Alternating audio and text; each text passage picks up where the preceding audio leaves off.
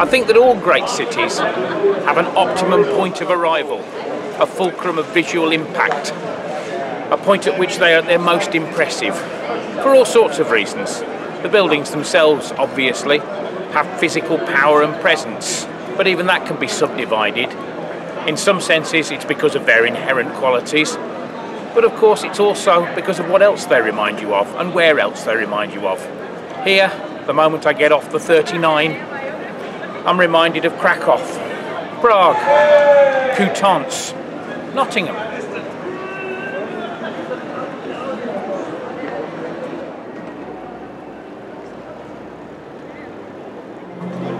And after you've been floored by the aforementioned fulcrum of visual impact, you're then soothed to stupefaction down in the canal basin by a royal flush of fabulous facades. Sorry about the preponderance of alliteration, but I don't do it often. I'm sure you'll forgive me. But it's like all of the other buildings behind are jostling for attention, like they're surging forward in a little crowd, trying to see the main attraction, unaware, of course, that the main attraction is them.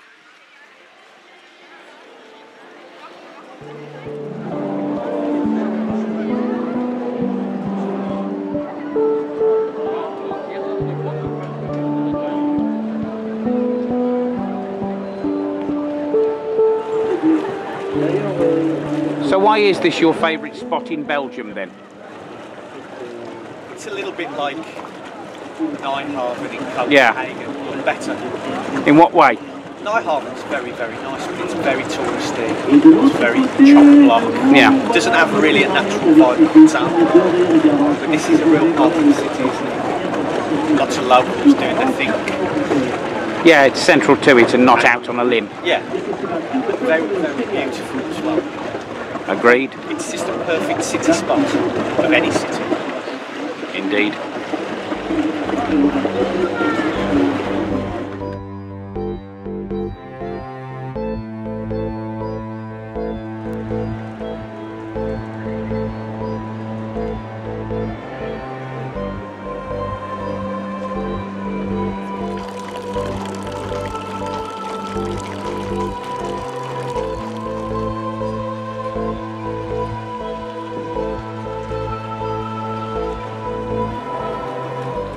It's as if someone has taken Bruges in the form of one of those kind of dioramas that Michael Bentine used to have in potty time, the sort of thing you used to see under a glass case in a local museum, and got their finger underneath bits of it and bodged bits of it up and wodged bits of it down and opened it out and flattened it a bit, knocked the corners off the town square, with the result that real life has flooded in and out with greater ease.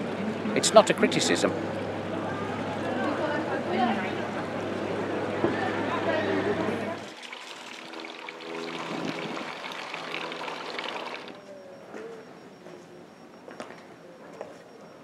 It's not that the real life that flows in and out of Ghent with greater ease than that which it does in Bruges is uglier or dirtier or less attractive. It's simply more multifarious. It's the kind of backstreet that extends an invitation that you simply cannot refuse. If it was dark, I would be unsurprised to see the neon invitation theatre for madmen only, like in Steppenwolf by Hermann Hesse.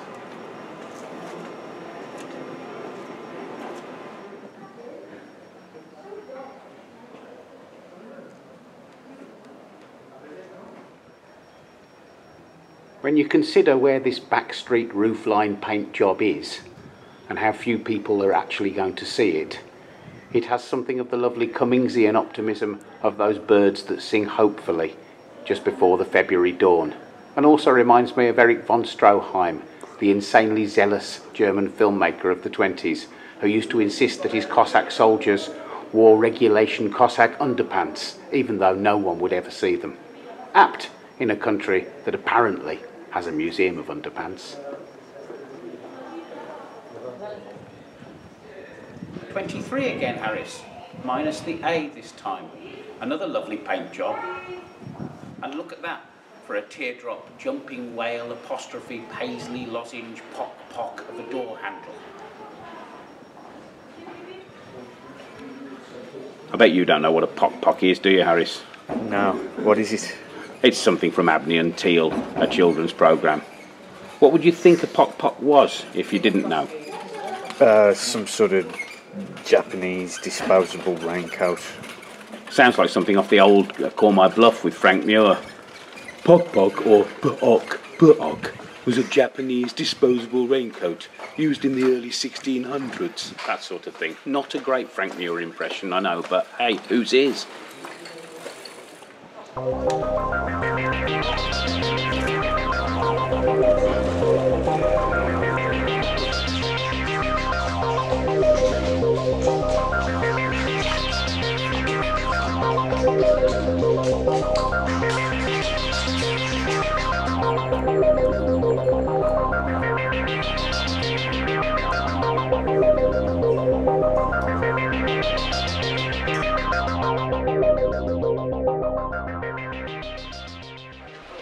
I would wear all but one of these beautiful wallpapers as a tie.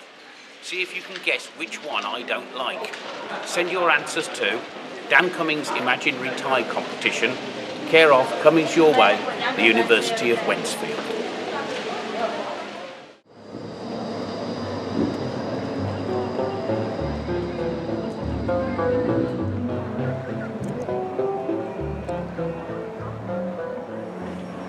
Cummings' Quiet Corners of Europe, #1. First in a hugely occasional series. Round the back of the castle in Ghent, where the moat peters pleasingly out. A big grey, armorial, un-English bulk, occupying roughly the same position in relation to the town as the prison in Stafford, yet far happier, obviously. The sounds you can actually hear, apart from a passing helicopter, are the squeakings and clackings of a moorhen or one of those other birds with bones on their heads and big feet, the touristic blare and crackle of the audio package beyond, occasional clip of hooves, rattle of a tram, blurred voices. I can also hear, though, the opening notes of Europe Endless by Kraftwerk, and the street noise entering the house, like it does in Umberto Boccioni's Street Noise Enters the House. They ought to sell a package of these things in Asda, connecting them all. A kind of European Dan Cummings audio-visual help pack. It's no funnier than some of the things they sell in Asda.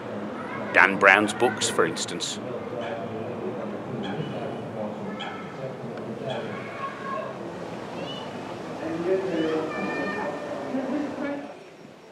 One thing Ghent's got that I've never seen anywhere else is a life-size jelly ice cream mould golem maker.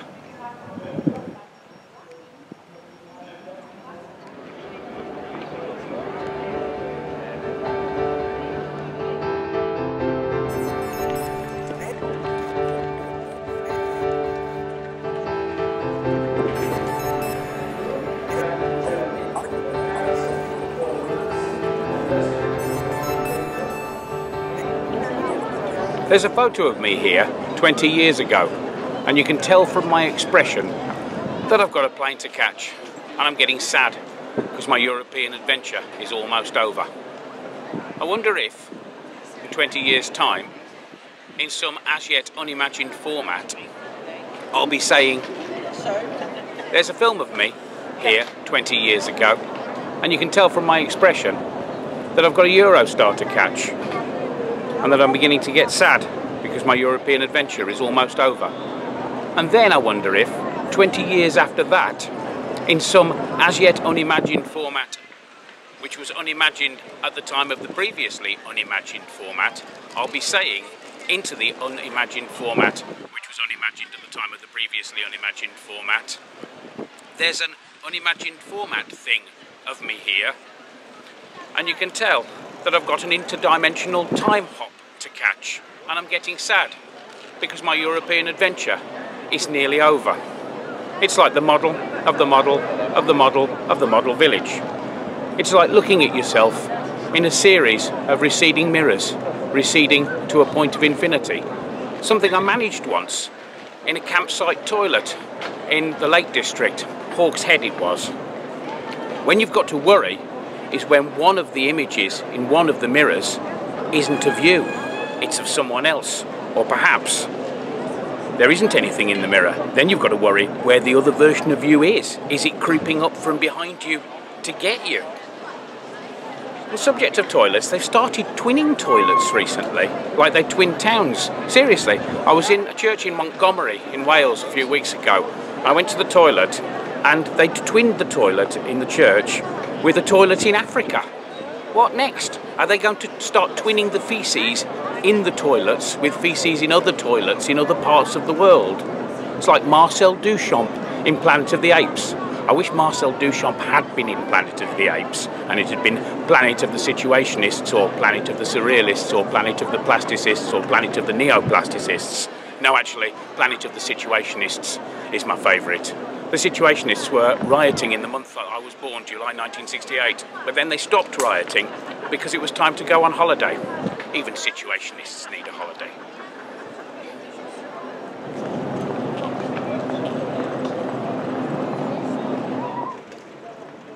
Oh look, there it is again.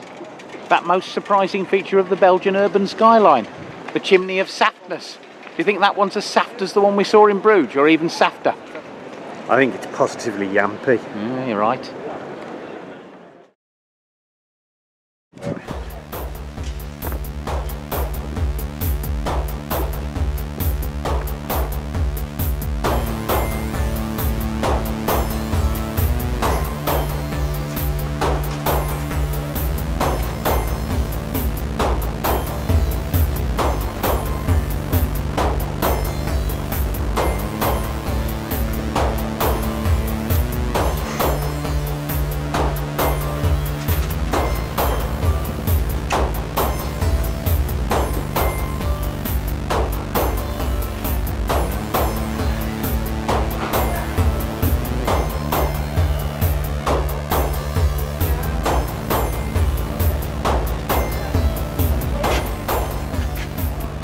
No denying it's a better quality of graffiti than that alleyway in Shrewsbury where it just says Telford Slags on the one wall.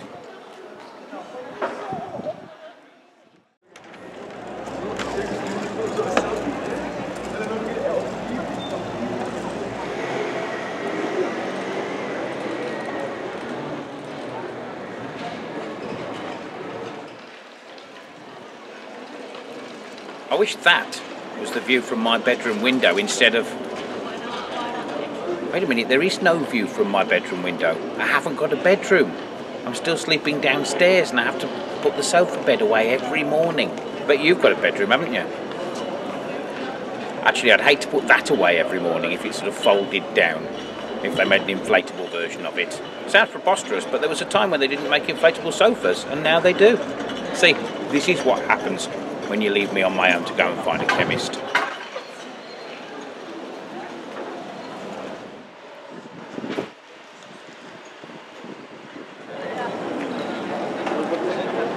Ghent City Hall. It's even better round the back. It's not a great slogan, I know, but follow me and you'll find it is true.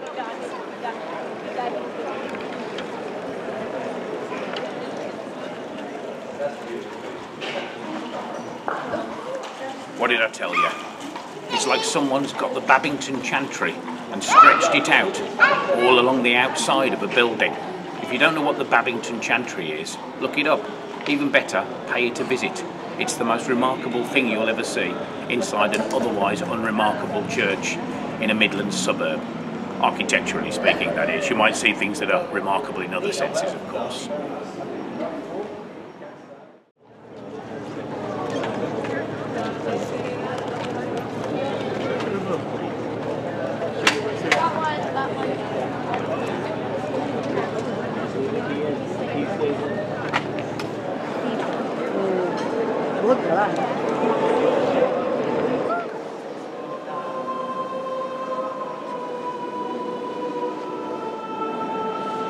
It's almost a shame that the cathedral houses the ground glass glitter of the Ghent altarpiece, because it overshadows the fittings in the cathedral itself, each of which is worth an international journey. Look at the pulpit.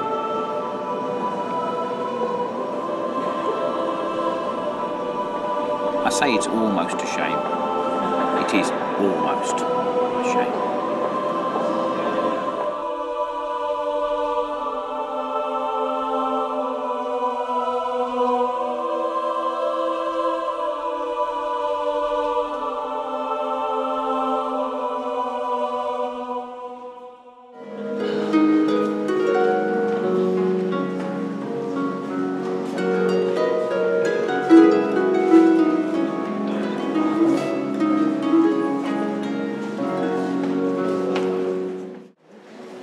The abundance of riches reminds you that it will never come again. I think you can be fairly confident in saying that. There will never be a moment in time when so much manpower, riches in terms of materials and wealth will ever be invested in single buildings again, rightly or wrongly.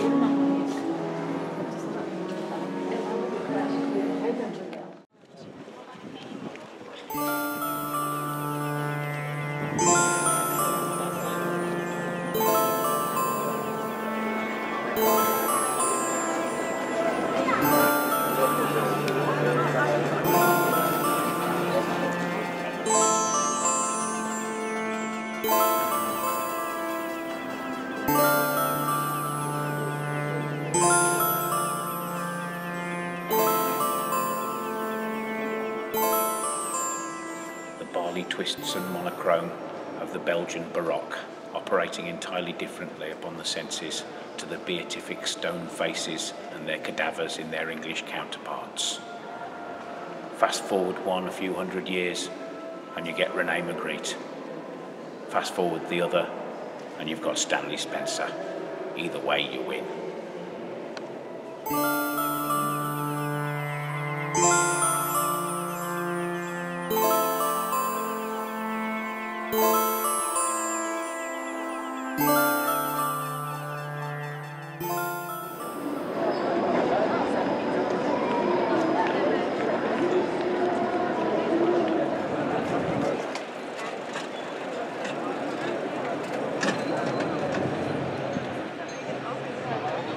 Reminds me of Brixham, where I bought a rubber fly with a sucker on its bottom in 1973, and on Fleur, where I didn't.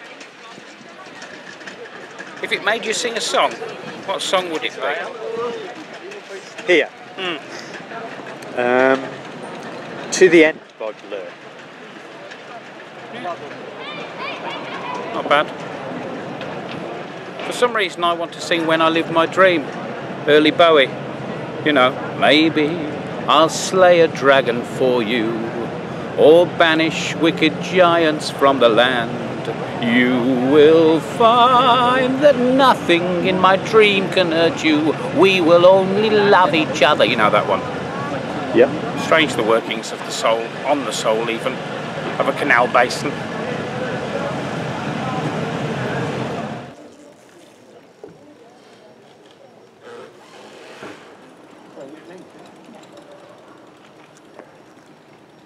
I have absolutely no idea why those four great bold windows and the sinuous glass curve above it work where so many other such modern developments fail. I'm going back to your van to think about it.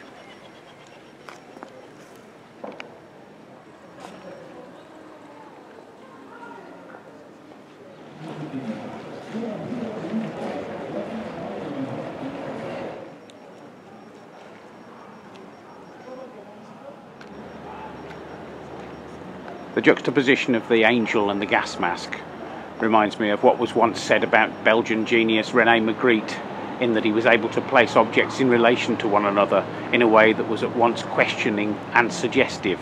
And I think that's very much what you bring to Cummings Your Way, Harris. You're able to film me in a way that is both questioning and suggestive. Suggestive of what? Well, Dan Cummings, I think. Illuminating. It is art.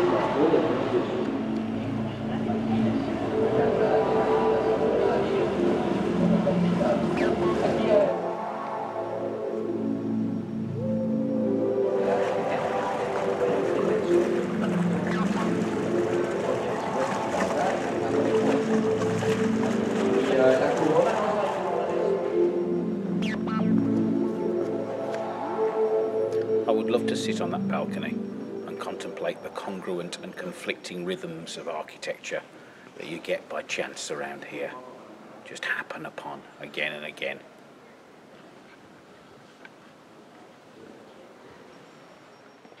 Good grief, Rickenbacker. Good God.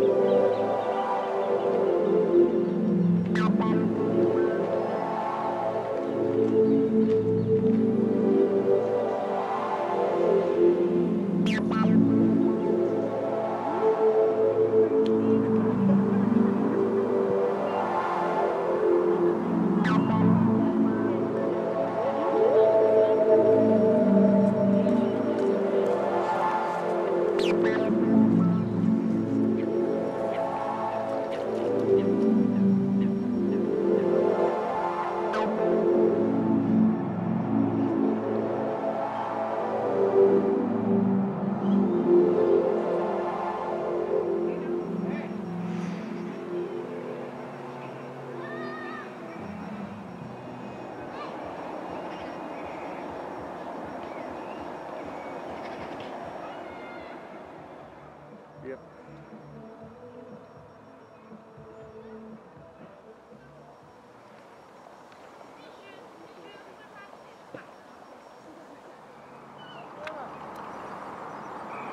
Time transfixed, steps of summer, palace of memories,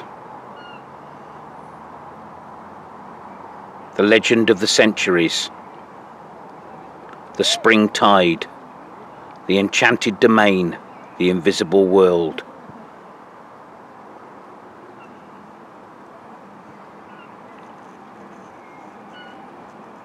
The midnight marriage, the musings of a solitary walker, after the water, the clouds, landscape and the encounter,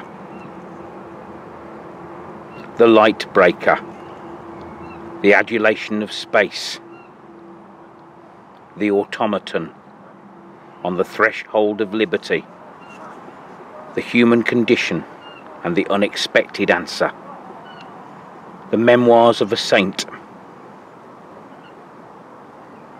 the thought which sees, and the mysteries of the horizon.